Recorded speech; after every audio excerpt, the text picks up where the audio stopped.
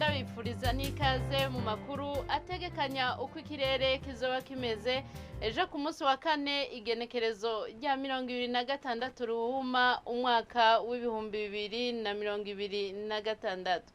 Imbere y'umutaga hitezwe imvura ahatari hake mu gihugu cacu uretse Imakamba, Ibururi no mu Rumonge mu ntara ya Burunga, Ibujumbura mu ntara ya Bujumbura hamwe no mu Ruyigi mu ntara ya Ruhuhumuza hitezwe ikirere kizoba kirimwo ibicu vyinshi.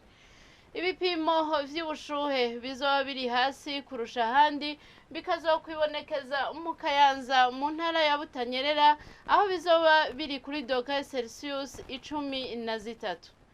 Inyuma y'umutaga hitezwe imvura mu gihugu cose hamwe hamwe hakazocamwo n'ibihe vy'izuba.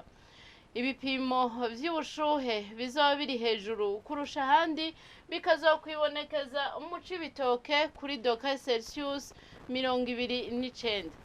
Hitezwe yuko izuba rizoseruka igihe c'isaha 12:09 z'agatondo riheze rirenge igihe c'isaha 12:20 z'umuhingamo. Nuko rero aha niho hagarukiye amakuru y'ikirere mwateguriwe n'ikigo Ijebu. Adeline Ngenze Buhoro nije nayabashikirije, mwakoze kuyakurikirana.